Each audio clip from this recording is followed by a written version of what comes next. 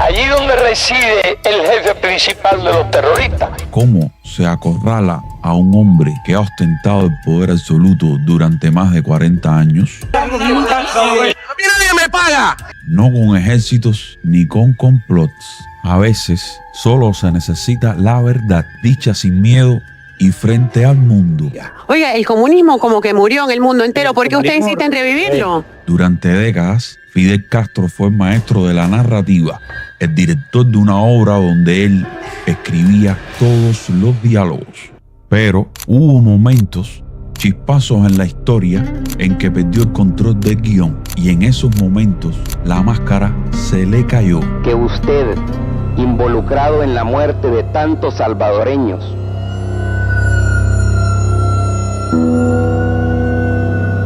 mariconzón.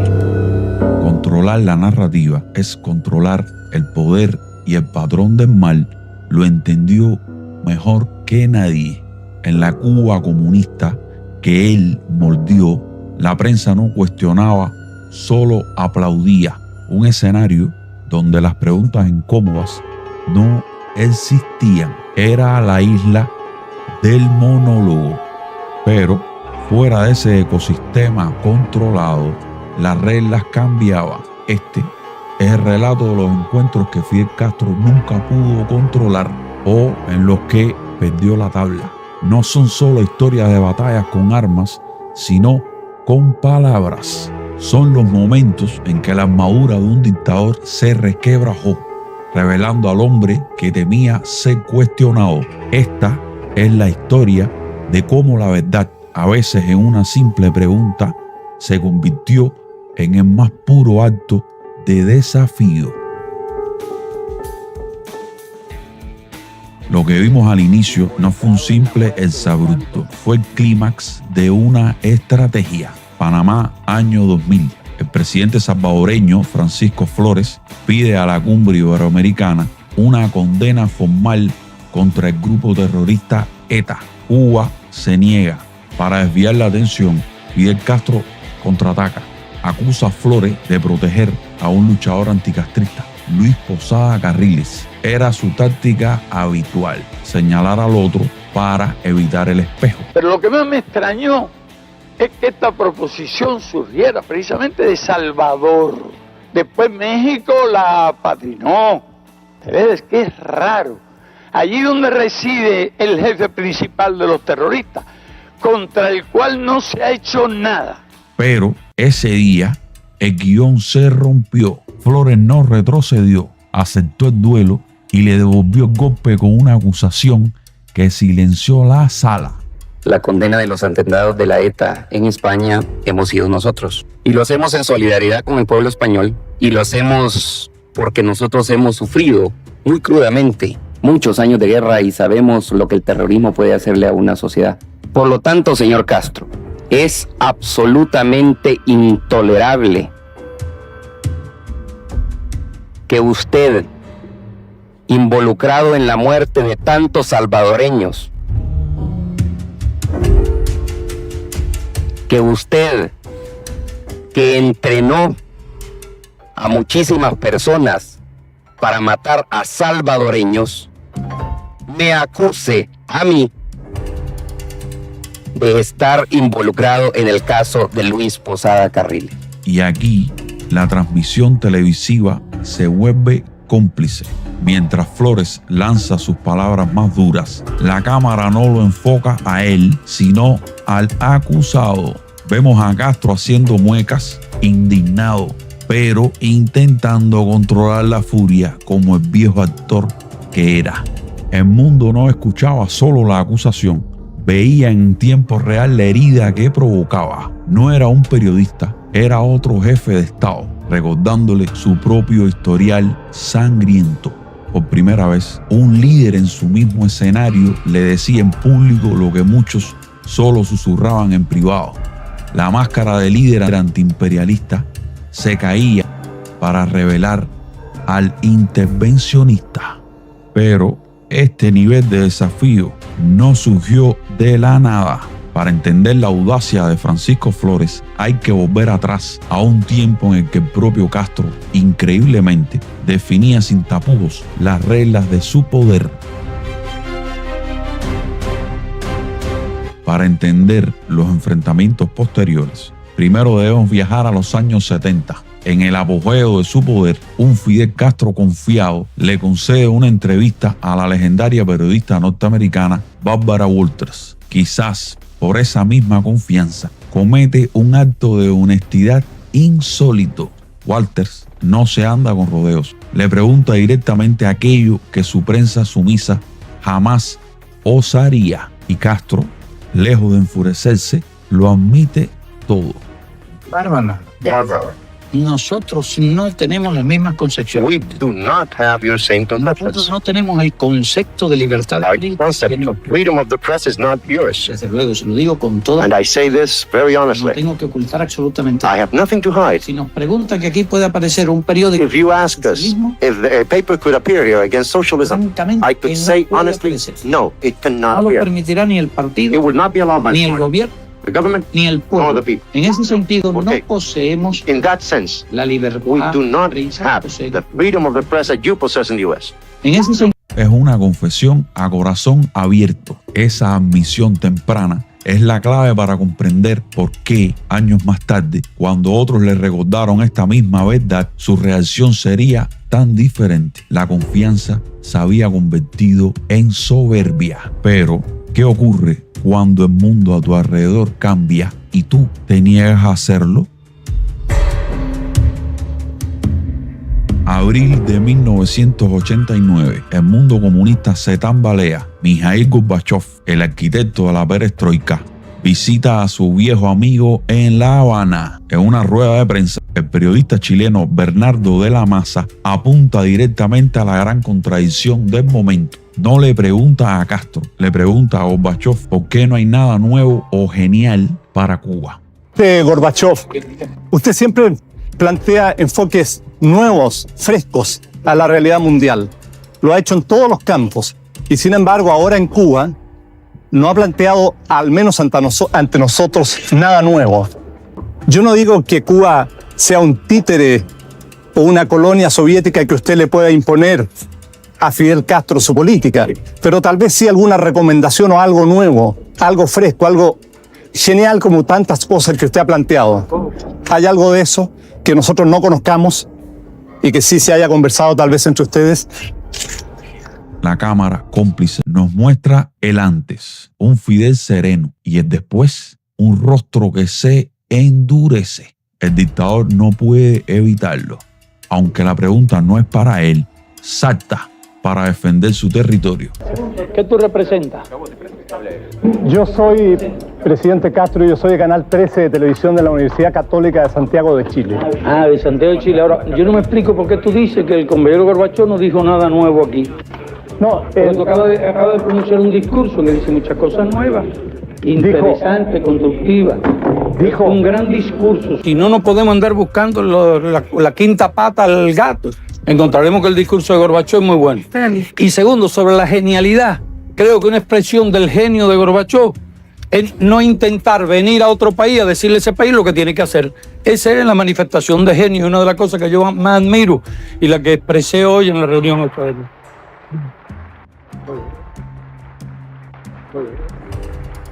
Su respuesta es una advertencia. En su finca, nadie le dice lo que tiene que hacer. Es el primer indicio público de que el monolito cubano se resiste a cualquier fisura. 2 años después, en Guadalajara, el muro de Berlín ya es historia. El periodista Jorge Ramos sabe que no tendrá una oportunidad formal, así que crea la suya en un pasillo por sorpresa. Le pregunta por el marxismo como pieza de museo. Comandante, hablamos con el presidente de Argentina y él dijo que el marxismo era una pieza de museo. Castro, hábil, desvía el tema, pero Ramos no lo suelta y lanza la palabra que actúa como un interruptor. Plebiscito. Muchos creen que este es un momento para que usted pida un plebiscito. Respeto la opinión de esos señores, pero realmente no tienen ningún derecho a reclamar el plebiscito. No necesita decir más. La reacción es inmediata. La entrevista dura apenas 64 segundos. Sugerir que el pueblo cubano puede elegir su destino es la mayor de las ofensas. El poder no dialoga sobre su propia existencia. Y ahora nos vamos a Brasil. En 1993, Cuba se hunde en la crisis del periodo especial. La periodista cubanoamericana Bernadette Pardo logra una conversación cara a cara. Tras unas preguntas cómodas, cambia el tono. No pregunta por geopolítica, sino por algo mucho más directo. Le sugiere a Castro que se retire. Pero llevamos ya 34 años sin poder elegir un nuevo gobernante. La pregunta flota en el aire. Es un desafío personal. Castro se aferra a sus justificaciones a metáforas. Oiga, el comunismo como que murió en el mundo entero. ¿Por qué usted insiste en revivirlo? Porque como yo cito, sino también murió Cristo y revivió en la cruz. Y también dice que Lázaro, levántate y anda. El golpe final de Pardo, al contrastar sus deseos para Cuba, libertad, democracia y prosperidad, con los de él, expone el abismo entre la visión del dictador y las aspiraciones de su gente. Libertad, democracia y prosperidad para mi pueblo, que es el mismo que el suyo. Tú no sabes lo que rompe el pasaporte aquel y quédate cubana, ya que quieres tanta Cuba y te preocupa tanto Cuba. Y usted no está cansado ya de gobernar. ¿Por qué no le da chance a esta nueva generación? ¿Quién te ha dicho que esto es un deporte o que esto es un placer? Yo no dije que era deporte, le dije que se estaba cansado. ¿Por qué no le da un chance a la nueva generación de reunificar al pueblo? Somos un solo pueblo. Muchachita, usted nos divide. Me alegro. No, son ustedes los que se dividen porque se fueron para allá. ¿Y los yanquis qué? No, yo no soy yanqui. Muchachita. Seguimos en los años 90. La consigna oficial sigue siendo socialismo o muerte. Pero para sobrevivir, el régimen crea un apartheid turístico. Hoteles de lujo para extranjeros, prohibidos para cubanos. En la inauguración de uno de estos templos capitalistas, la periodista argentina Claudia Nay lanza una bomba lógica. Su pregunta expone la contradicción fundamental del sistema. Estamos acá reunidos en la inauguración de esta gran institución ultracapitalista, este hotel a todo lujo, en el que ningún cubano puede tomar un trago, en el que ningún cubano puede soñar con pasar la noche. ¿Qué tiene que ver esto con igualdad y socialismo? Si nosotros estos hoteles mismos fueran para cobrar en pesos, no habría el hotel construido aquí. Porque ni los capitalistas vendrían a invertir aquí para comprar en pesos. Realmente no les interesaría acumular pesos. ¿Tú entiendes? Es una cosa que tiene que hacer la revolución. Precisamente para vencer el bloqueo americano. Tiene que hacer esto y lo hace. Y tenemos el valor de hacerlo. Y se lo explicamos al pueblo. Son hoteles construidos para turistas extranjeros, no para turistas nacionales. Castro intenta justificarlo, pero Nay redobla la apuesta, cuestionando la propia consigna revolucionaria. El bienestar económico de Cuba depende tanto del turista capitalista, del inversionista capitalista. La frase de Cuba hoy es socialismo o muerte o capitalismo o muerte. No es socialismo o muerte.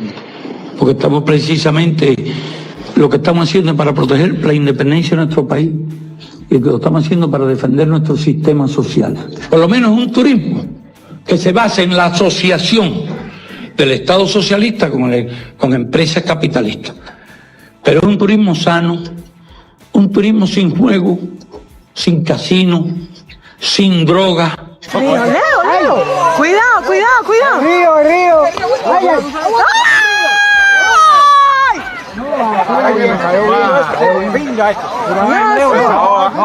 No, que se ahoga de qué, Leo.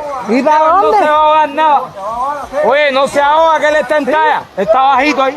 La respuesta es un galimatías que solo confirma una cosa. La ideología, una vez más, se había vuelto una fachada.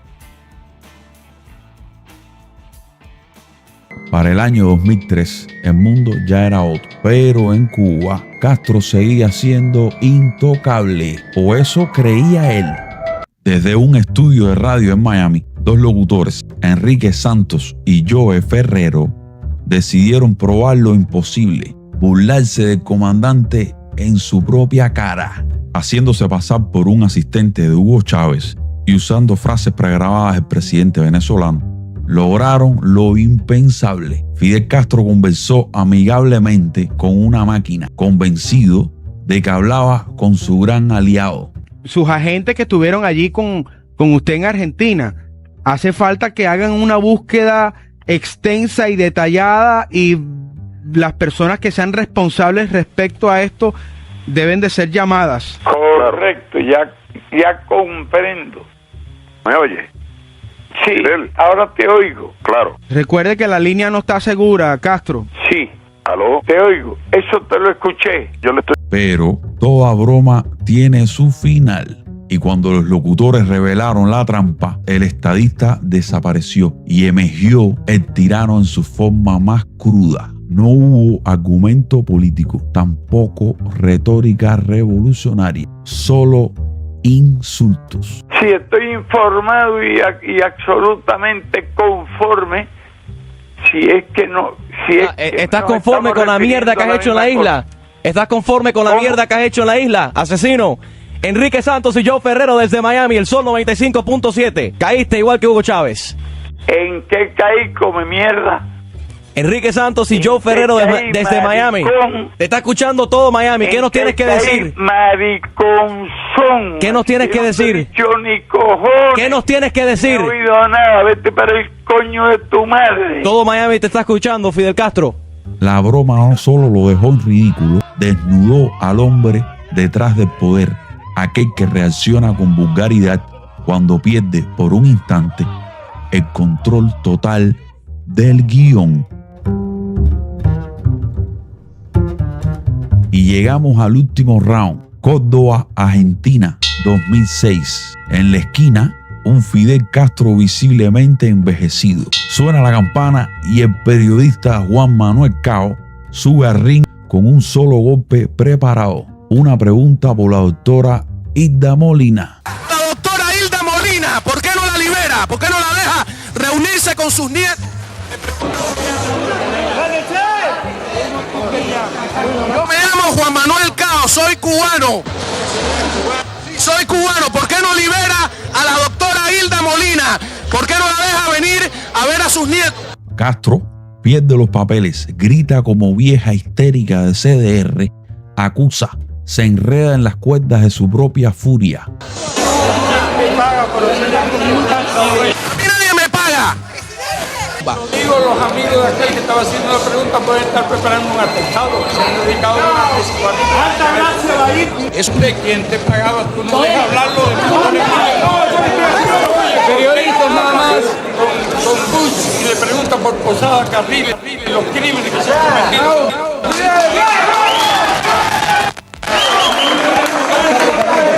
Son esto y yo soy argentino. Yo soy argentino. Tú eres un intrometido, estás viviendo como mercenario lo que tú eres.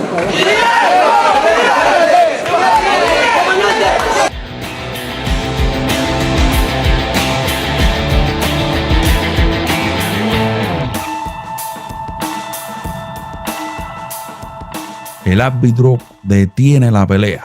Fue su último combate público. Unos días después, el tirano cubano caería enfermo para no volver a levantarse del trono.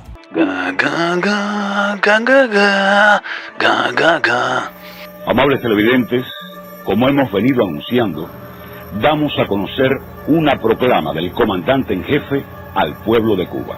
Con motivo del enorme esfuerzo realizado para visitar la ciudad argentina de Córdoba, participar en la reunión del Mercosur, en la clausura de la Cumbre de los Pueblos en la histórica Universidad de Córdoba y en la visita a Altagracia, la ciudad donde vivió el Che en su infancia, y unido a esto, asistir de inmediato a la conmemoración del 53 aniversario del asalto a los cuarteles Moncada y Carlos Manuel de Céspedes. Esto me provocó una crisis intestinal aguda con sangramiento sostenido que me obligó a enfrentar una complicada operación quirúrgica. Cao le dio cao, directo a la lona.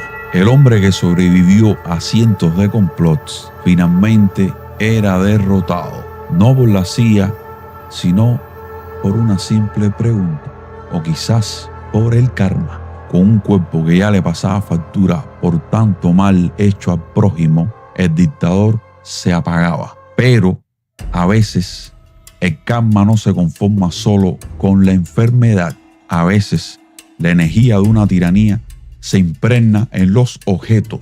Y Fidel había repartido muchos regalos. Se dice que hay premios que son una bendición y otros que son una sentencia. El hombre que jugaba a ser un dios en la tierra repartió una medalla a sus aliados más cercanos. Lo que no sabían es que junto a ese trozo de metal quizás estaban recibiendo algo más.